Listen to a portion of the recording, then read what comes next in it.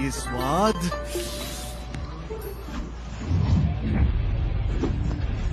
Phoenix के पंखों की झाड़ू से बनी हुई है। इसमें महामार्ग का सार है। प्रिय शिष्यों, मेरे गुरुकुल आ जाओ और आनंदमयी जीवन जियो। मैं तुम्हें महासार तक ले जाऊंगा।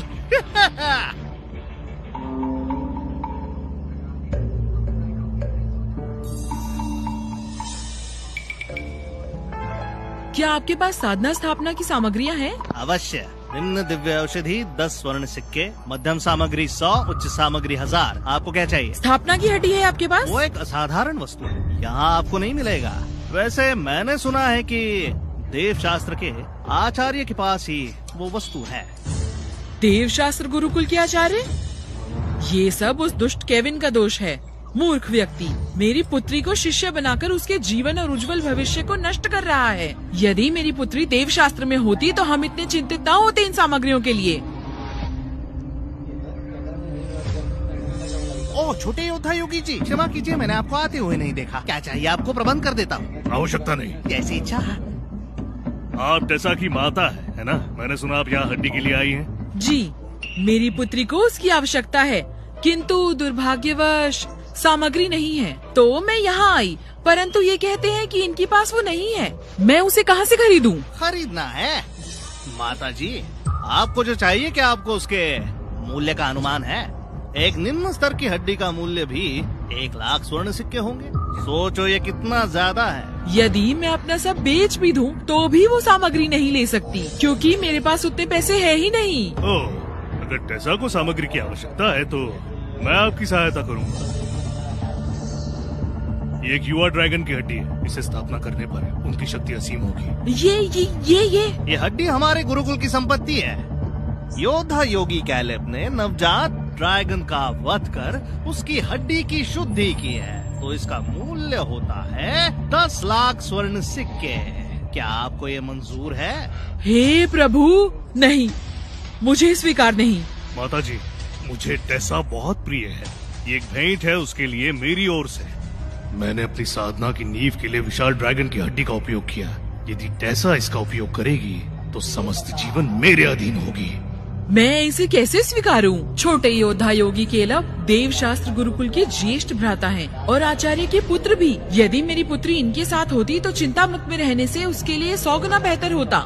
छोटे योद्धा योगी, निश्चिंत रहिए, चाहे जो हो, आज मैं टेसा को मनाऊंगी आपके गुरुकुल में जाने के लिए। चिंता मुक्त गुरुकुल में तो कुत्ते भी नहीं जाना चाहते। चिंता नहीं, 3 दिनों में चिंता मुक्त में नए आचार्य आएंगे। केलव जी, ये वस्तु अमूल्य है। लौटते समय किसी ने लूट लिया तो अनर्थ हो जाएगा। यदि आप हमारे साथ चलें तो बहुत अच्छा होगा, हमारी मदद हो जाएगी। क्या आप हमारी मदद नहीं करेंगे? हमारे छोटे योद्धा योगी ऊंचे कुल के हैं। आप इस योग्य नहीं कि वो आपके साथ चले। उसकी बात पर ध्यान न दे। माता जी, मैं अवश्य आपके साथ चलूंगा। ओह, धन्यवाद। कृपया यहाँ से चलिए। कृपया यहाँ से चलिए।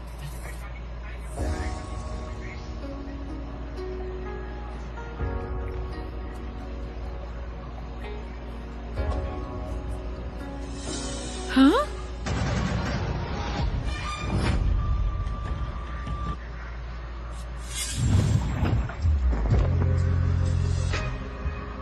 शिष्य, मैं तुम्हारा आचार्य हूँ।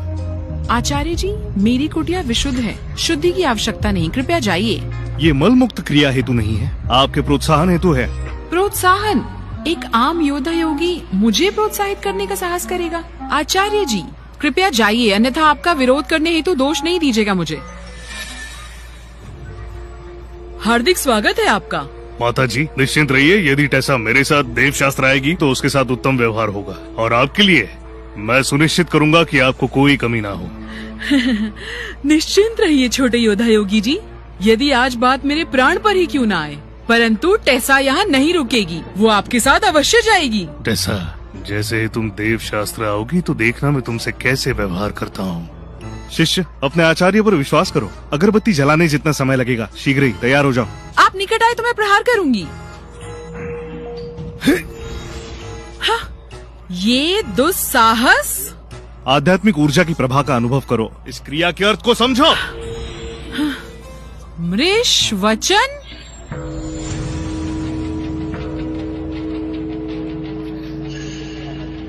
इसका अर्थ ये है? ये सहज प्रक्रिया है। क्या ऐसा संभव होगा कि आचार्य जी के पास जो पंख झाड़ू है वो इस गुरुकुल का अमूल्य कोष है? मेरे व्यर्थ आचार्य के पास ऐसी अमूल्य वस्तु कैसे? लगता है ये गुरुकुल उतना भी व्यर्थ नहीं। तैयार हो जाओ। अवश्य आचार्य जी। शिष्य कैसा लग रहा है? कठोरता से प्रहार कीजिए। अति कठोरता से, रुकिए मत। आचार्य जी और कठोरता से। रुकिए मत आचार्य जी। आचार्य जी। ये क्या हो रहा है? केविन, मैं तुम्हारे प्राण हर लूंगा। अरे शिष्य कैलेब, तुम यहाँ क्या कर रहे हो? केविन, तुम एक आचार्य होकर मेरी प्रिय युवती पर दुष्ट दृष्टि डालते हो। आज नहीं बचोगे। ऐसा करने का दुस्साहस क्यों? तुम क्यों मुझे मजबूर कर रहे हो?